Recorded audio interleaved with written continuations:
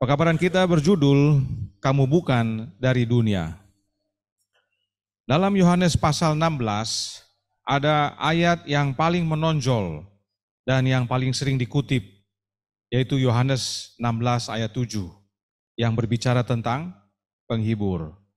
Mari kita baca agar kita selalu ingat. Yohanes 16 ayat 7. Namun benar yang kukatakan ini kepadamu adalah lebih berguna bagi kamu jika aku pergi. Sebab jikalau aku tidak pergi, penghibur itu tidak akan datang kepadamu. Tetapi jikalau aku pergi, aku akan mengutus dia kepadamu. Ayat ini berbicara tentang penghibur. Nah, pernahkah kita renungkan mengapa dalam pasal yang sama, pasal 16, terdapat juga ayat yang berikut ini? Yohanes 16 ayat 2 dan 3. Dikatakan, kamu akan dikucilkan, bahkan akan datang saatnya bahwa setiap orang yang membunuh kamu akan menyangka bahwa ia berbuat bakti bagi Allah. Mereka akan berbuat demikian karena mereka tidak mengenal baik Bapa maupun aku. Apakah hubungannya kita akan dikucilkan dan akan dibunuh dengan Sang Penghibur? Apa hubungannya dikucilkan dan akan dibunuh dengan tidak mengenal baik Bapa dan Anak? Ingat bahwa setelah Yesus makan Paskah terakhir kepada murid-muridnya, Yesus mulai bercerita yang dicatat dalam Yohanes 14, 15, dan 16. Karenanya Yohanes 16 ayat 2 dan 3 ini adalah bagian dari cerita tersebut. Dan khususnya dalam pasal 15 yang berbicara tentang pokok anggur yang benar. Namun untuk itu kita perlu fokus pada akhir dari ayat 18 sampai 27. Jadi untuk memahami kenapa Yesus tulis kedua ayat ini, kita harus lihat Yohanes pasal 15. Yohanes pasal 15 khususnya ayat 18 sampai 27 karena ini merupakan suatu rangkaian cerita. Seringkali kita tidak lihat ceritanya dan tiba-tiba tiba di ayat ini. Karenanya mari kita baca dan karena cukup panjang, saya bagi beberapa ayat tampilannya di setiap slide dan masing-masing yang mau buka di Alkitab boleh ikuti dalam Alkitab masing-masing. Setiap slide saya coba hanya 2 ayat supaya kita dapat melihat dan mengerti. Mari kita buka Yohanes pasal 15, kita mulai ayat 18. Ayat 1 sampai 17 saya yakin masing-masing kita sudah mengerti khususnya tentang pokok anggur yang benar. Nah, kita baca ayat 18 dan 19. Di sana dikatakan, jikalau dunia membenci kamu, ingatlah bahwa ia telah lebih dahulu membenci aku daripada kamu. Sekiranya kamu dari dunia, tentulah dunia mengasihi kamu sebagai miliknya. Tetapi karena kamu bukan dari dunia, melainkan aku telah memilih kamu dari dunia, sebab itulah dunia membenci kamu.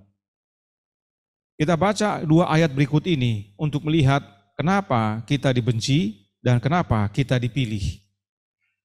Lukas 6 ayat 22 berkata, berbahagialah kamu jika karena Anak Manusia orang membenci kamu, dan jika mereka mengucilkan kamu dan mencela kamu serta menolak namamu sebagai sesuatu yang jahat.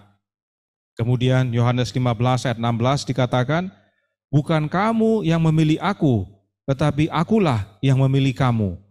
Dan aku telah menetapkan kamu supaya kamu pergi dan menghasilkan buah, dan buahmu itu tetap. Supaya apa yang kamu minta kepada Bapa dalam namaku diberikannya kepadamu. Kita dipilih Yesus supaya kita hasilkan buah, yaitu dengan menjadi ranting-ranting Yesus yang adalah pokok anggur yang benar. Bagaimana caranya agar kita menjadi ranting-rantingnya Yesus? Kita sudah pelajari, yaitu dengan menerima hidupnya, yaitu rohnya itu. Dan gara-gara ini kita dibenci dunia. Yohanes 15 ayat 20 dan 21 berkata, ingatlah apa yang telah kukatakan kepadamu, seorang hamba tidaklah lebih tinggi daripada tuannya.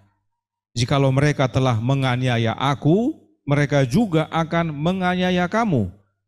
Jikalau mereka telah menuruti firman-Ku, mereka juga akan menuruti perkataan-Mu.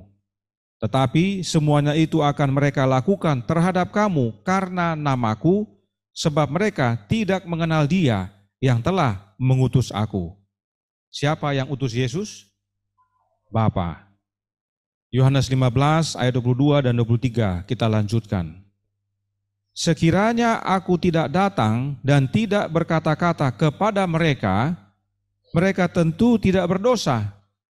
Tetapi sekarang mereka tidak mempunyai dalih bagi dosa mereka. Barang siapa membenci Aku, ia membenci juga Bapa-Ku. Masih dalam buku Yohanes, Yesus berkata tentang ayat-ayat ini. Pertama kita baca Yohanes 3 ayat 18. Barang siapa percaya kepadanya, ia tidak akan dihukum. Barang siapa tidak percaya, ia telah berada di bawah hukuman. Sebab ia tidak percaya dalam nama Anak Tunggal Allah. Yohanes 9 ayat 39 sampai 41, kata Yesus, Aku datang ke dalam dunia untuk menghakimi, supaya barang siapa yang tidak melihat dapat melihat, dan supaya barang siapa yang dapat melihat menjadi buta. Kata-kata ini didengar oleh beberapa orang Farisi yang berada di situ, dan mereka berkata kepadanya, apakah itu berarti bahwa kami juga buta? Jawab Yesus kepada mereka, sekiranya kamu buta, kamu tidak berdosa.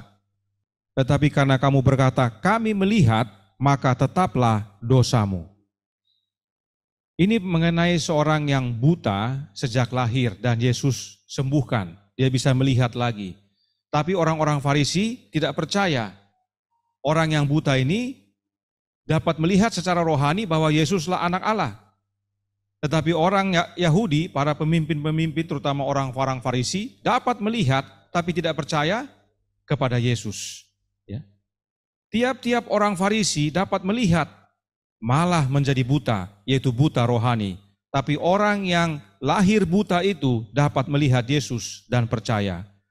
Karenanya mereka benci Yesus dan dengan membenci Yesus mereka membenci Allah, yaitu Bapa.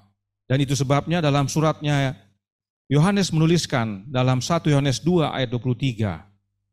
Sebab barang siapa menyangkal anak, ia juga tidak memiliki bapa. Barang siapa mengaku anak, ia juga memiliki bapa.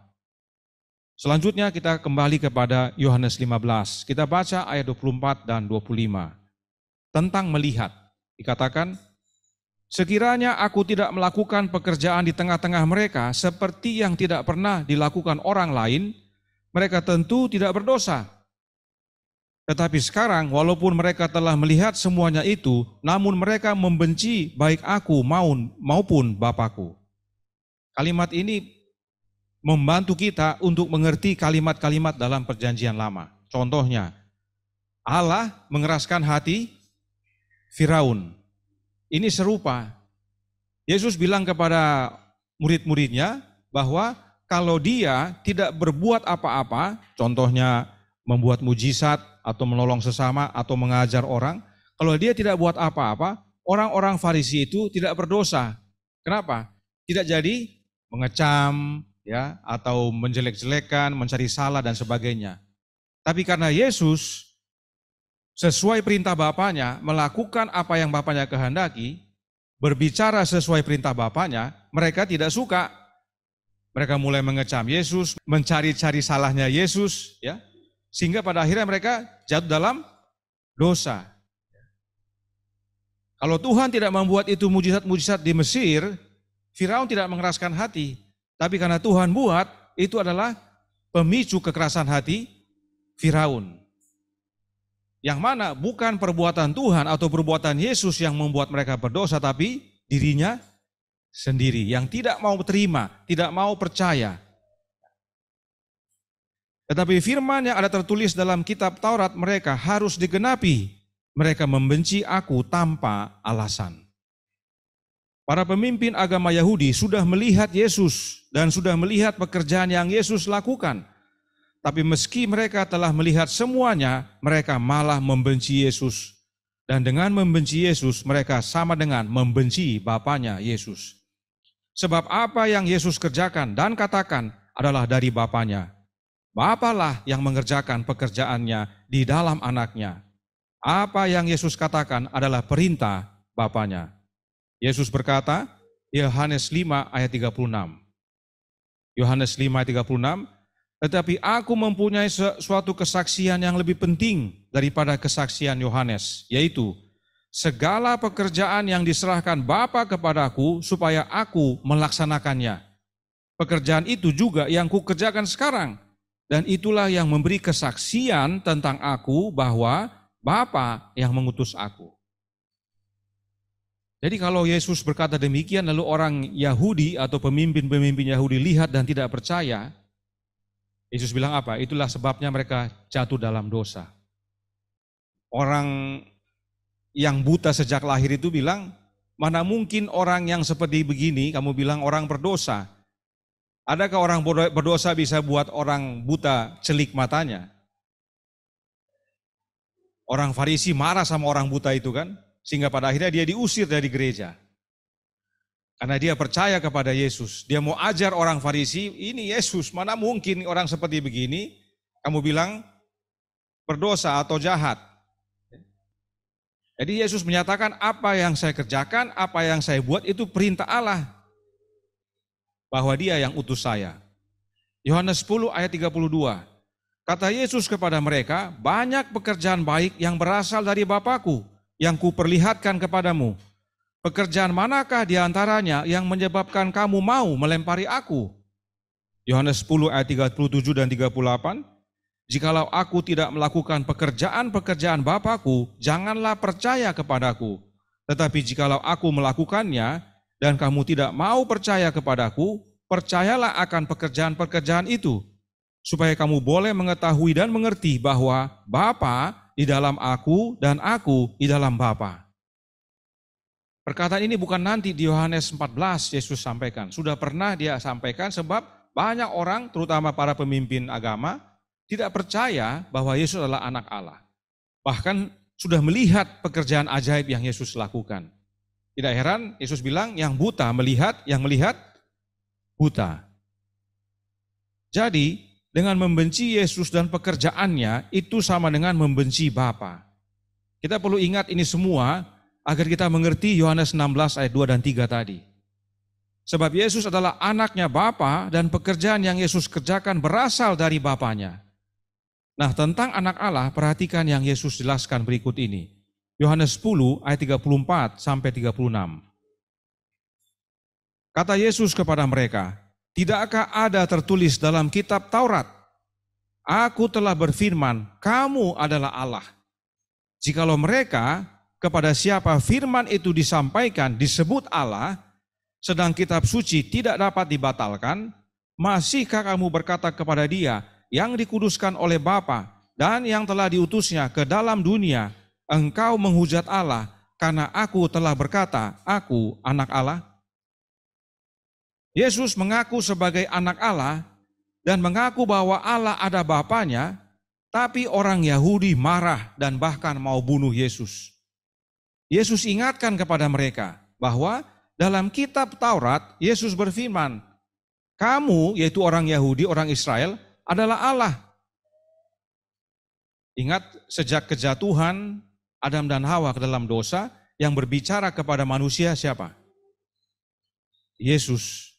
Bapa berbicara kepada manusia melalui Yesus.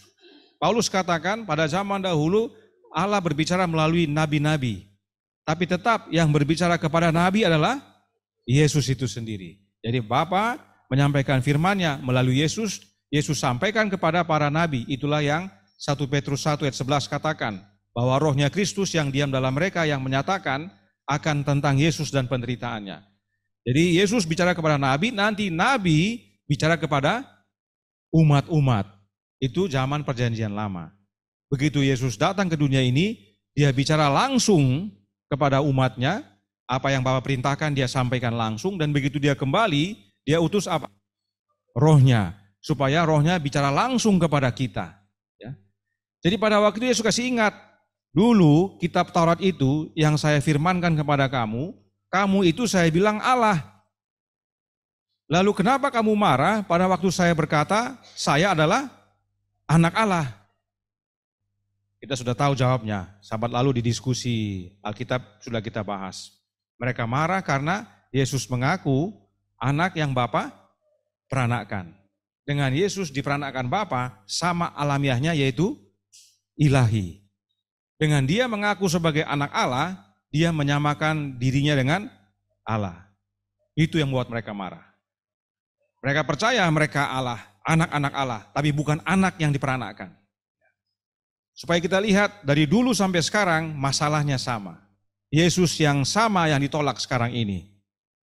Namun orang Yahudi marah sebab Yesus mengaku bahwa dia adalah anak Allah yang keluar atau lahir dari Bapa.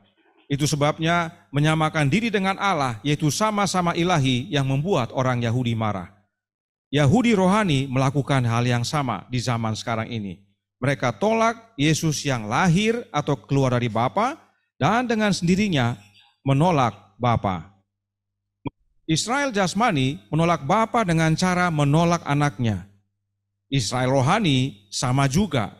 Mereka menolak Bapa dengan cara menolak anaknya, yaitu dengan menolak Yesus yang lahir dari Bapa. Nah, kembali kepada ayat 24 dan 25. Ini supaya kita lihat hubungan Bapa dan anak yang mana yang ditolak oleh mereka. Sebab kadang-kadang orang bilang, oh kita akan menderita sebab mereka yang menganiaya kita itu tidak mengenal Bapa dan anaknya.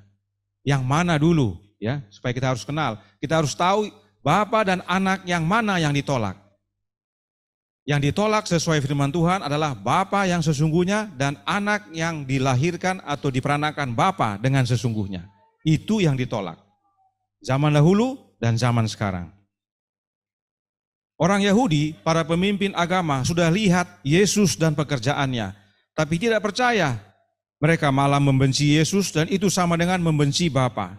Dan itu semua terjadi agar genap firman yang Yesus katakan dalam Mazmur 109 ayat 3. Dikatakan sana, dengan kata-kata kebencian mereka menyerang aku dan memerangi aku tanpa alasan. Di sini dikatakan mereka membenci aku tanpa alasan. Kebencian orang Yahudi kepada Yesus tidak beralasan. Yesus melakukan pekerjaan yang baik, bahkan mujizat, menyampaikan kabar baik bagi banyak orang. Tapi oleh karena kebencian buta, mereka salahkan Yesus. Semoga kita semakin memahami mengapa Yohanes 16 ayat 2 dan 3 Yesus sampaikan kepada para muridnya. Sebab hamba tidak lebih tinggi dari tuannya. Yesus yang tidak bersalah dibenci tanpa alasan. Apalagi kita yang mengaku pengikut Yesus harus siap dibenci tanpa alasan. Saya bukan mau melarang obrolan-obrolan yang ada di grup, itu tidak apa-apa, itu silahkan. Itu hanya di antara kita, ya kan? Wah, dia begini, wah tidak sesuai peraturan ini. Itu hanya obrolan kita saja. Jangan dibawa keluar, ya. Kenapa? Karena Yesus sendiri yang tidak bersalah dibenci tanpa alasan. Kalau kita sebagai pengikut Kristus percaya Yesus tinggal dalam hidup kita, kita akan alami yang sama. Kita dibenci tanpa alasan. Ya. Tidak perlu kita mengeluh ke dunia sana bahwa wah, saya sudah begini, tapi mereka benci kami. Tidak usah. Obrolan itu hanya di dalam saja, untuk saling kita berbagi beban, berbagi cerita, saling menguatkan. Tapi kalau keluar, tidak perlu dibawa. Kita harus tahu bahwa pengikut Yesus pasti alami aniaya. Nah, sesudah ayat 25, datang ayat 26. Dan di ayat 26 itu, Yesus menyatakan tentang penghibur. Ayat yang sering juga dikutip. Yohanes 15, ayat 26 dan 27. Jikalau penghibur yang akan kuutus dari Bapa datang, yaitu roh kebenaran yang keluar dari Bapa, ia akan bersaksi tentang aku. Tetapi kamu juga harus bersaksi, karena kamu dari semula bersama-sama dengan aku. Perhatikan baik-baik. Yesus berkata, roh kebenaran yang keluar dari Bapa akan bersaksi tentang Yesus. Lalu di ayat 27, Yesus katakan kepada para muridnya, kamu juga harus bersaksi, Nah, bersaksi tentang apa? Bersaksi tentang Yesus tentunya. Sebab para murid sejak semula bersama-sama dengan Yesus. Mereka tahu dan kenal siapa Yesus. Artinya, kesaksian roh kebenaran dan kesaksian para murid sama, yaitu tentang Yesus. Roh kebenaran yang adalah Roh Kudus sama-sama bersaksi dengan para murid. Itu sebabnya setelah hari Pentakosta, Petrus berkata dalam Kisah 5 ayat 32, dan kami adalah saksi dari segala sesuatu itu, yaitu tentang kehidupan Yesus, kematian dan kebangkitannya. Kami dan Roh Kudus yang dikaruniakan Allah kepada semua orang yang menaati Dia. Jadi para murid dan Roh Kudus sama-sama bersaksi, yaitu bersaksi tentang Yesus. Apakah Roh Kudus yang dimaksudkan adalah oknum yang lain? Mari kita baca ayat-ayat berikut ini dan masih dalam buku Yohanes. Yohanes 12 ayat 49. Sebab aku berkata-kata bukan dari diriku sendiri, tetapi Bapa yang mengutus aku, Dialah yang memerintahkan aku untuk mengatakan apa yang harus aku katakan dan aku sampaikan.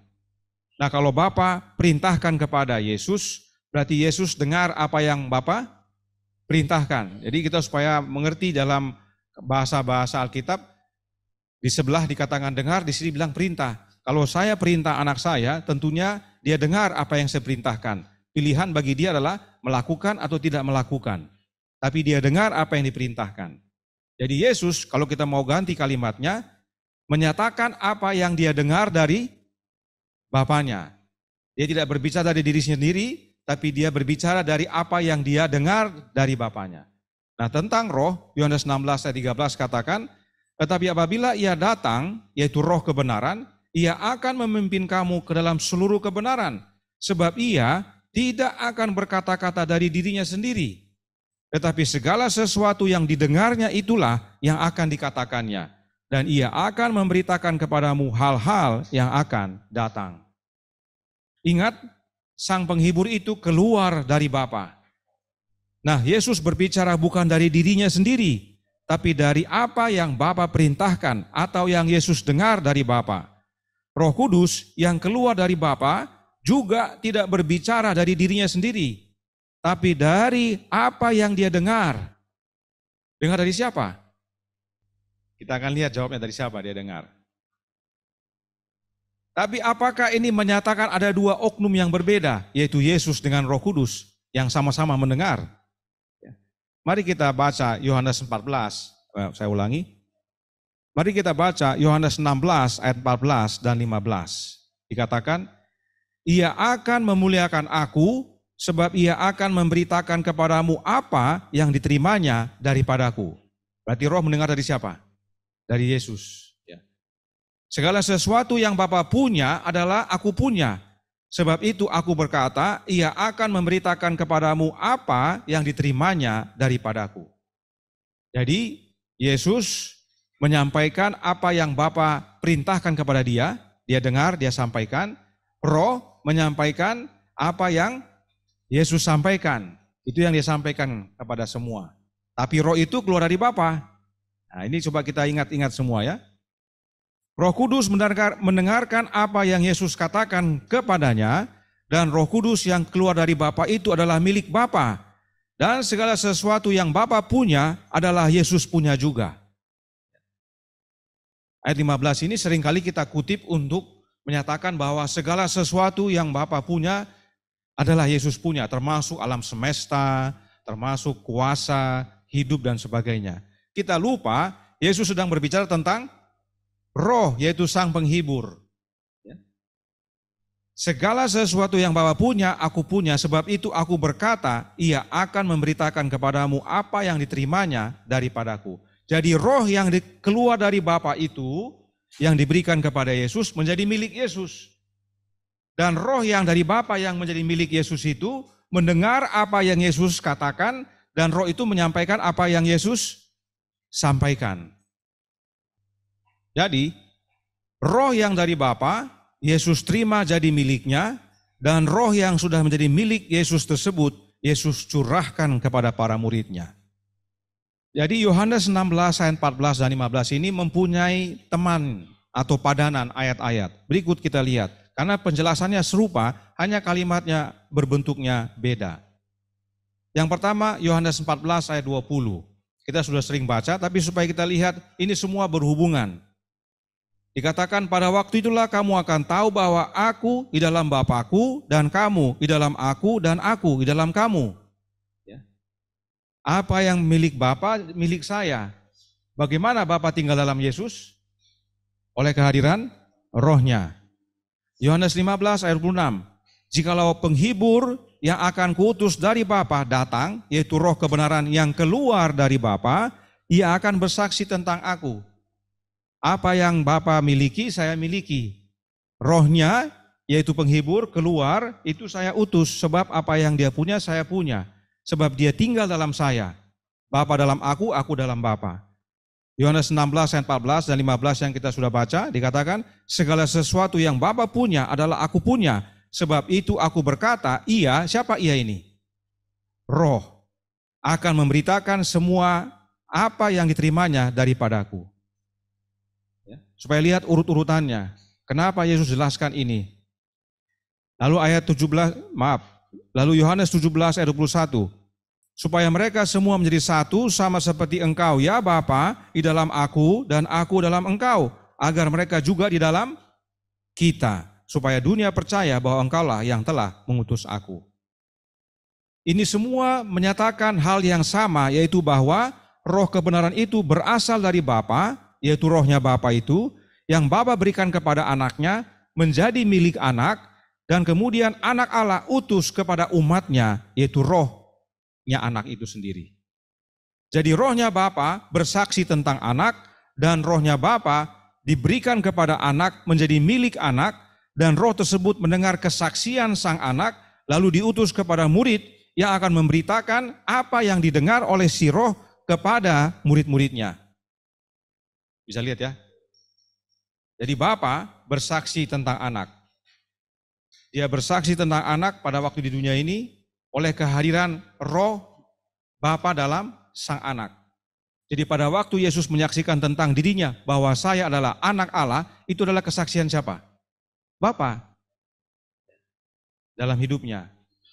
Nah pada waktu Yesus kembali ke sorga, diurapi, dia menerima apa yang Bapa miliki menjadi milik dia, yaitu rohnya itu. Nah begitu roh itu dia terima, apa yang dia saksikan, roh itu dengar, dan pada waktu dicurahkan kepada umat-umatnya di dunia, roh yang telah mendengar perkataan Yesus ini menyaksikan tentang Yesus kepada kita, kepada semua orang melalui kita. Jadi rohnya Bapa bersaksi tentang anak, dan rohnya Bapa tersebut diberikan kepada anak, menjadi milik sang anak, dan roh tersebut mendengar kesaksian sang anak, lalu diutus kepada para murid yang akan diberitakan kepada semua orang. Kesaksian akan Yesus. Itu sebabnya roh dan kami memberitakan. Ya, Petrus bilang, roh dan kami bersaksi. Nah berikut tentang kesaksian. Yohanes 5 ayat 31 dan 32. Kalau aku bersaksi tentang diriku sendiri, maka kesaksianku itu tidak benar. Ada yang lain yang bersaksi tentang aku, dan aku tahu bahwa kesaksian yang diberikannya tentang aku adalah benar. Perhatikan, Yesus berkata, kalau aku bersaksi tentang diriku sendiri, kalau aku, ya, kita harus perhatikan. Kenapa? Karena nanti kita lihat ayat yang lain. Kalau aku bersaksi tentang diriku, maka kesaksianku tidak benar. Sebab kalau Yesus bersaksi tentang dirinya sendiri, artinya perkataan itu dari dirinya sendiri. Tapi tidak ada yang Yesus katakan berasal dari dirinya. Tapi dari mana? Dari Bapanya. Itu sebabnya Yesus katakan ada yang lain yang bersaksi tentang dia, dan kesaksian yang lain itu benar. Nah siapa yang lain ini? Bapa. Nah, tahukah saudara bahwa kata yang lain dalam ayat 32 ini diterjemahkan dari kata allos yang sama dengan Yohanes 14 ayat 16. Ayat yang sering digunakan oleh kaum Trinitas, bahwa penolong yang lain, oknum lain dia. Ya. Kita masih bicara dalam buku Yohanes. Yohanes tidak mungkin menyatakan satu di sini, satu di sana, hal yang berbeda. Perhatikan, Kita baca lagi, ada yang lain, alos, yang bersaksi tentang aku, dan aku tahu kesaksian yang diberikan alos itu tentang aku benar. Dalam 14 ayat 16, ia akan memberikan kepadamu seorang penolong yang lain, alos, supaya ia menyertai kamu selama-lamanya. Sebab roh itu keluar dari siapa? Dari Bapa. Yang lain itu adalah Bapa, dan penolong yang lain itu berasal dari Bapa. Aku akan minta kepada Bapa dan ia akan memberikan kepadamu. Penolong yang lain dari Bapa, sebab Bapa itulah yang lain, alos itu. Nah, apakah buktinya bahwa yang lain ini adalah Bapa? Masih dalam pasal 5 kita baca ayat 37. Bapa yang mengutus aku, dialah yang bersaksi tentang aku. Kamu tidak pernah mendengar suaranya, rupanya pun tidak pernah kamu lihat. Jadi jika Yesus mau bersaksi tentang dirinya sendiri, dia harus dengarkan apa yang Bapa katakan tentang dirinya. Maka barulah kesaksiannya Yesus benar. Jadi kalau Yesus bersaksi dari dirinya sendiri, menggunakan kata-katanya dia sendiri, itu tidak benar. Tapi kalau dia bersaksi, mendengarkan apa yang Bapa katakan dan dia sampaikan, kesaksiannya benar.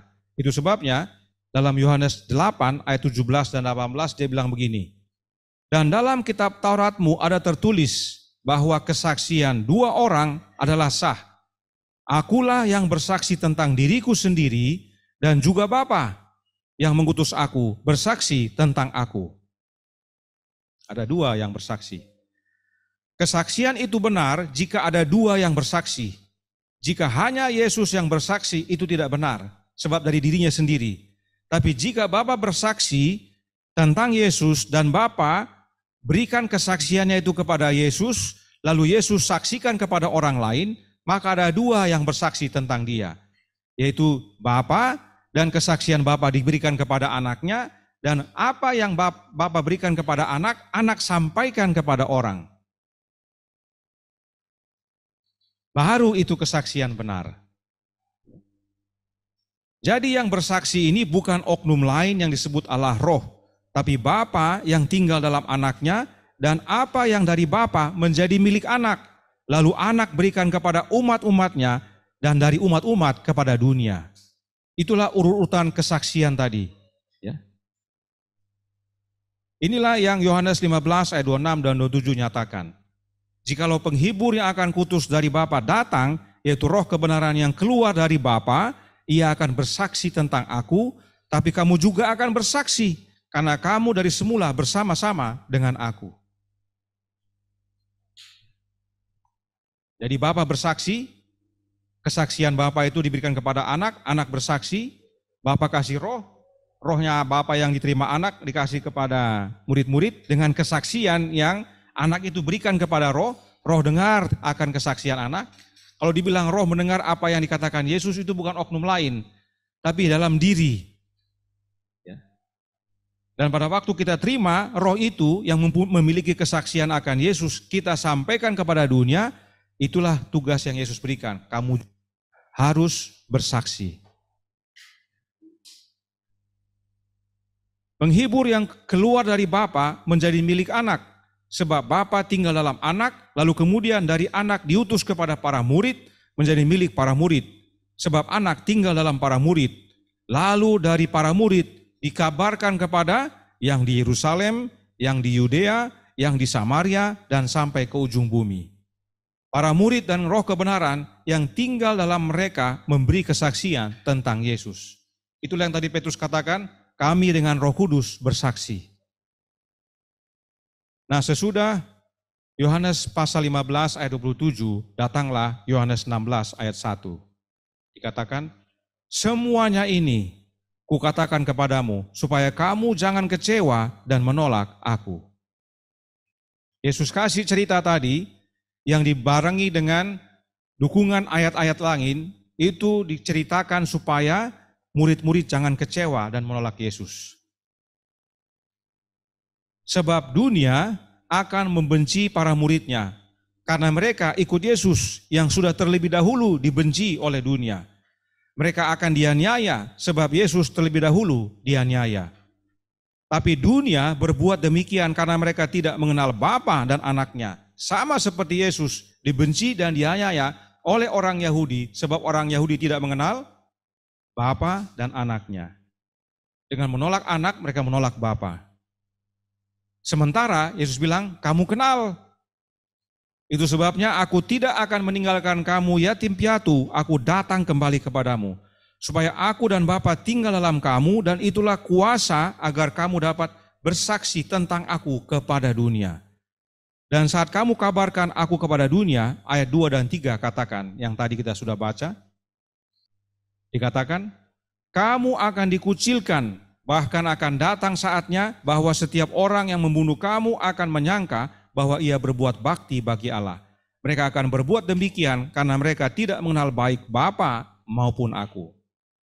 Jadi, saudaraku dalam Tuhan, Yesus ingatkan kepada para murid bahwa saat dia pergi nanti, para murid akan alami kebencian dan aniaya dari dunia. Tapi jangan gelisah hatimu, aku datang kembali kepadamu, aku akan menyertai kamu sampai kesudahan. Itu sebabnya Yesus utus Sang Penghibur yang adalah Roh-Nya sendiri. Ditekankan lagi dalam ayat 4, Yohanes 16 ayat 4 dikatakan, tapi semuanya ini kukatakan kepadamu supaya apabila datang saatnya, kamu ingat bahwa aku telah mengatakannya kepadamu. Ya. Kalau semua terjadi, datang itu pengucilan, datang itu aniaya, mereka ingat, oh Yesus sudah bilang. Ya. Hal ini tidak kukatakan kepadamu dari semula, karena selama ini aku masih bersama-sama dengan kamu. Bisa perhatikan yang terakhir ini? Jadi Yesus dari awal tidak berbicara tentang Sang Penghibur. Kenapa? Karena dia masih sama-sama murid-muridnya. Dialah Sang Penghibur. Tidak perlu dia janjikan itu karena dia sama-sama. Saya yang menghibur kamu, menemani kamu, menyertai kemana saja. Tapi saya mau pergi, oleh karena itu saya akan utus penghibur itu. Apakah ada manfaat penghibur yang akan diutus Yesus itu? Oknum yang tidak mengenal murid, tidak pernah bersama murid, tidak pernah bersaksi, tidak pernah mengajar sang murid-murid. Ada untungnya? Tidak ada untungnya. Tetapi bila mana penghibur itu adalah Roh-Nya Yesus yang sudah mengenal murid, ya, Yesus katakan apa? Aku hidup dan kamu hidup, kamu mengenal, aku mengenal. Jadi ayat yang terakhir ini penting bagi kita untuk kita ingat-ingat. Kenapa Yesus bilang begini? Karena dia saat itu bersama-sama. Tidak perlu dia janjikan karena masih sama-sama. Tapi begitu dia mau pergi, saya akan hadir, saya akan kembali kepadamu. Tapi bukan dalam wujud fisik. Oleh kehadiran Roh-Nya. Namun saat itu murid-murid berduka cita. Tetap saja dia berduka cita. Oleh karena itu kita baca ayat 5 dan 6. Dikatakan, tetapi sekarang aku pergi kepada Dia yang telah mengutus aku, yaitu Bapa. Dan tiada seorang pun di antara kamu yang bertanya kepadaku, kemana engkau pergi? Kenapa mereka tidak bertanya? Karena mereka berduka cita. Mereka bingung mau bicara apa. Saya punya Tuhan akan pulang ini. Saya mau bagaimana? Tetapi, kata Yesus, karena aku mengatakan hal itu kepadamu, sebab itu hatimu berduka cita. Mereka berduka cita karena Yesus katakan, saya akan pergi, saya akan pulang. Oleh karena dia bilang dia akan pulang dan pergi, murid-murid bersusah. Sebab itu dia ceritakan tentang Sang Penghibur ini. Yohanes 14, 15, dan 16. Dan dia sampaikan, saya tidak pernah cerita mengenai ini sebab saya sama-sama kamu. Tapi sekarang saya mau pulang, saya harus cerita. Saya tetap sama-sama kamu. Meskipun saya pergi, saya akan kembali. Itulah yang disebut dengan roh kebenaran, yaitu Sang Penghibur. Para murid bersedih, apalagi setelah Yesus nyatakan tentang kepergiannya. Oleh sebab itu, jadi karena ini bersedih, dia sebutlah yang Yohanes 16 ayat 7. Namun benar yang kukatakan ini kepadamu, adalah lebih berguna bagi kamu jika aku pergi. Sebab jikalau aku tidak pergi, penghibur itu tidak akan datang kepadamu. Tetapi jikalau aku pergi, aku akan mengutus dia kepadamu. Berulang-ulang Yesus melakukan apa dari awal tadi? Kita hanya baru baca pasal 15 ayat 18 sampai 27. Sampai Yohanes pasal 16 ayat 7. Kita dengar berulang-ulang Yesus bikin apa? Penghiburan. Dia berusaha menghibur terus, karena dia tahu muridnya berduka cita. Yesus beri jaminan kepada para murid bahwa meski dia akan kembali kepada Bapa, tapi dia akan datang kembali oleh kehadiran Roh-Nya yang disebut penghibur, untuk mereka dan menyaksikan Yesus kepada dunia. Dan kalau saudara sekalian baca Yohanes 16 sampai selesai, saudara akan lihat bagaimana perasaan Yesus dan perasaan para murid-muridnya. Dengan kita memahami ceritanya sedikit dari pasal 15 ini, begitu saudara baca pasal 16 ayat 8 dan sampai habis, saudara akan lihat dan mengerti perasaan mereka.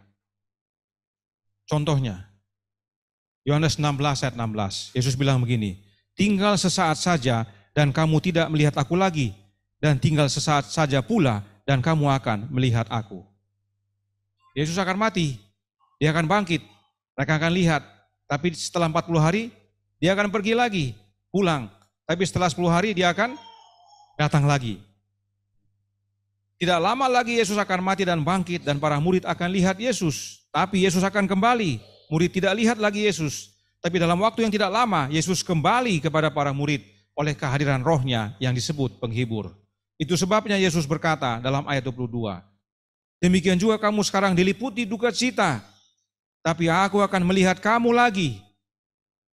Dan hatimu akan bergembira, dan tidak ada seorang pun yang dapat merampas kegembiraanmu itu daripadaku.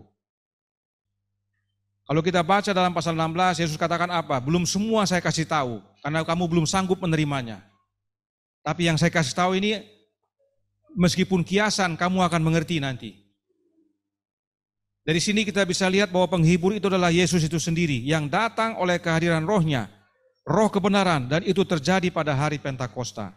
Di mana para murid merasakan kegembiraan sebab Tuhan yang mereka kasihi kembali dan tinggal dalam mereka. Dan ayat 33 kita baca dari pasal 16. Semuanya ini, dia ulang-ulang terus, semuanya yang saya bilang ini, semuanya yang saya bilang ini, semuanya itu kukatakan kepadamu supaya kamu beroleh damai sejahtera dalam aku.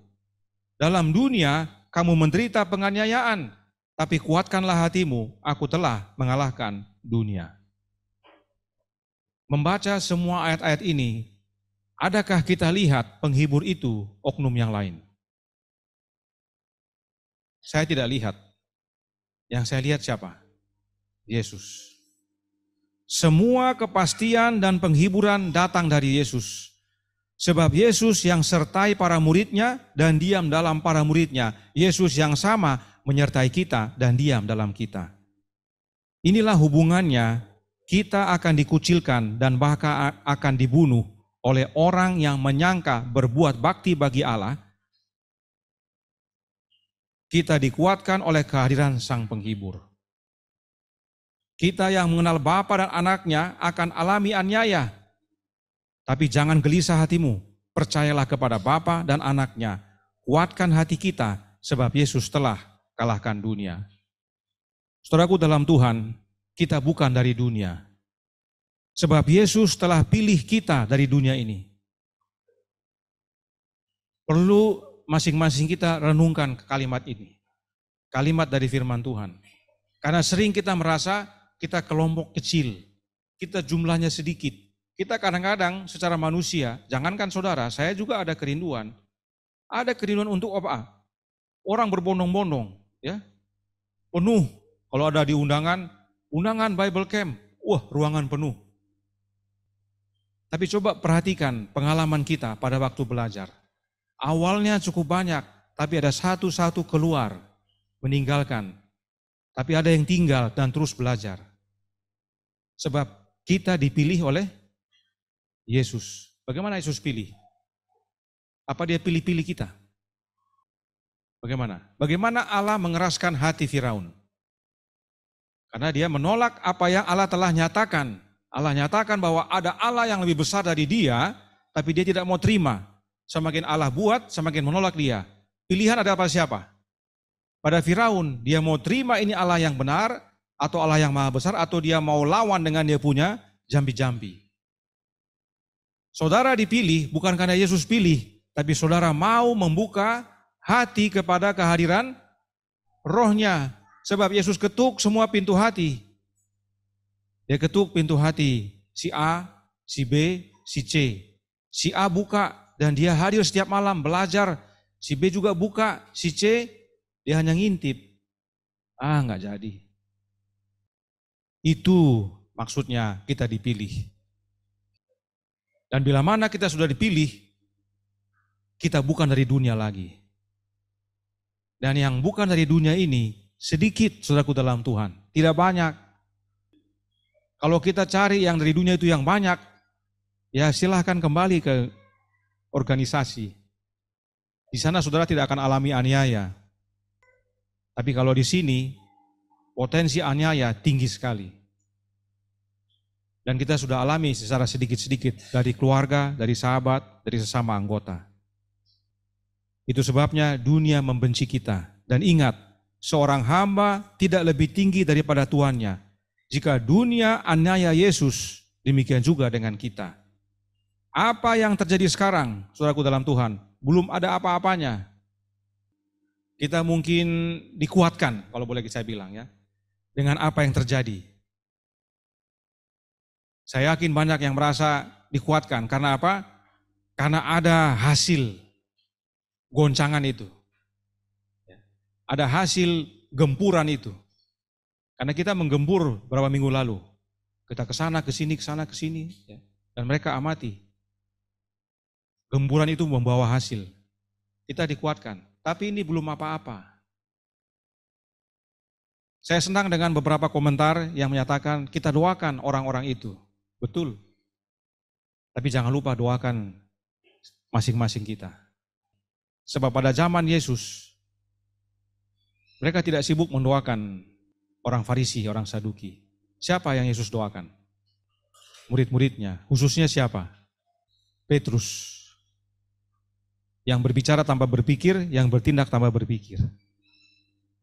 Dia doakan Petrus. Kita perlu saling mendoakan, karena seringkali kita merasa sudah kuat, sama seperti Petrus.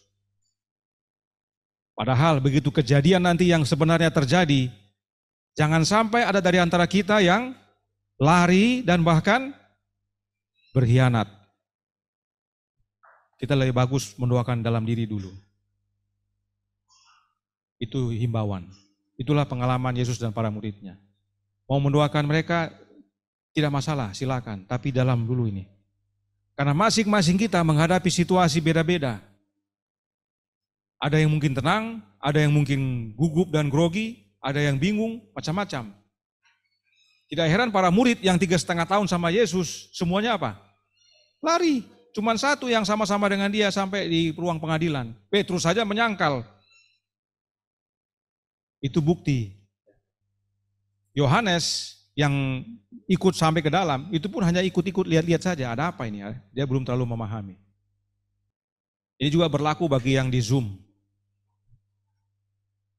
Ada baiknya kita berdoa, karena dengan adanya ini, tanda bahwa kita bukan dari dunia, tanda Yesus pilih kita, tanda kita akan alami aniaya.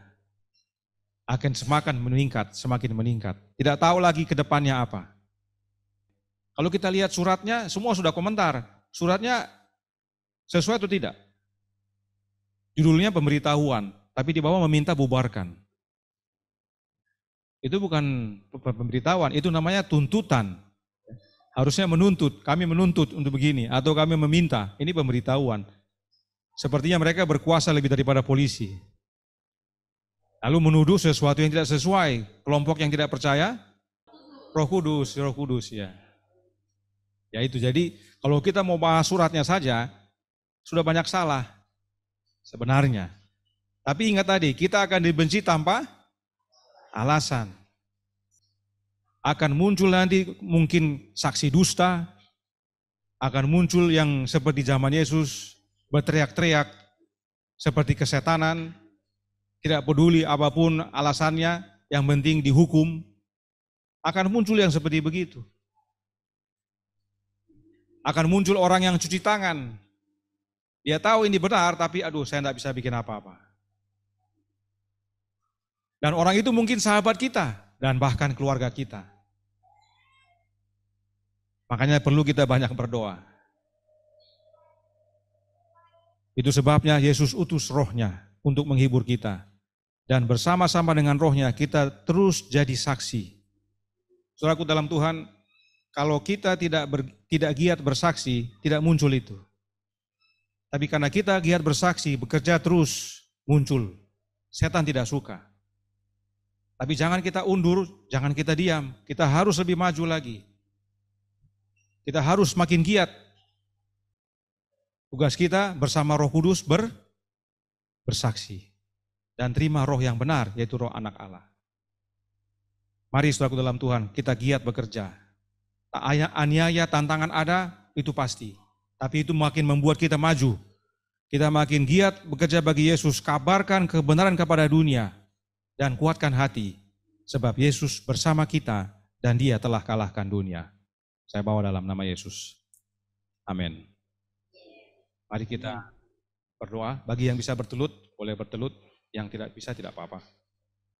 Bapa kami yang di sorga, Allah pencipta langit dan bumi, laut dan segala isinya, Allah yang maha besar, maha kuasa, sumber segalanya, yang kami sembah selalu melalui anak-Mu yang tunggal, Yesus Kristus. Kami bersyukur boleh berkumpul pada hari Sabat ini. Boleh mendengarkan sabda-Mu. Mengingatkan bahwa bila mana kami membuka hati dan menerima roh-Mu ya Yesus, Engkau pilih kami. Kami bukan dari dunia lagi. Kami menjadi umat-umat-Mu yang Engkau panggil dan utus agar berbuah, menjadi saksi, mengabarkan kebenaran kepada sesama. Kami dan roh-Mu menjadi saksi di dunia ini.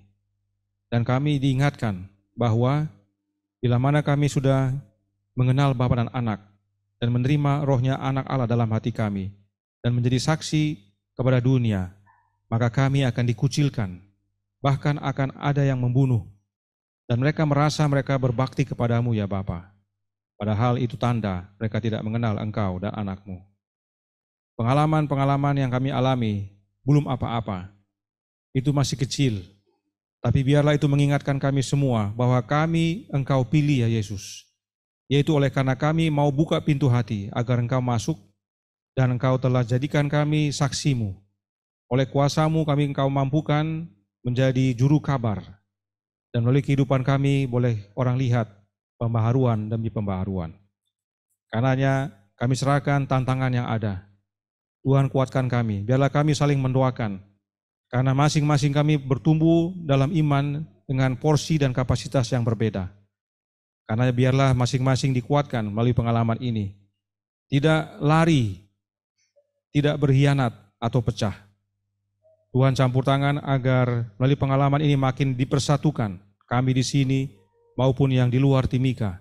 Dimanapun berada, mereka makin teguh dan percaya inilah kebenaran. Dan bahkan makin giat untuk mengabarkan. Tolong kami ya Bapa, curahkan roh Anak-Mu dalam hati ini. Tinggallah dalam kami Yesus dan hiduplah dalam kami. Agar kami menjadi saksi-Mu bersama roh-Mu kepada dunia. Beserta kami sepanjang hari Sabat ini, kehendak-Mu yang jadi. Ampun kami akan dosa dan salah, karena kami berdoa hanya dalam nama Anak Allah yang tunggal, Yesus Kristus, yang adalah Tuhan dan Juru Selamat kami. Amin.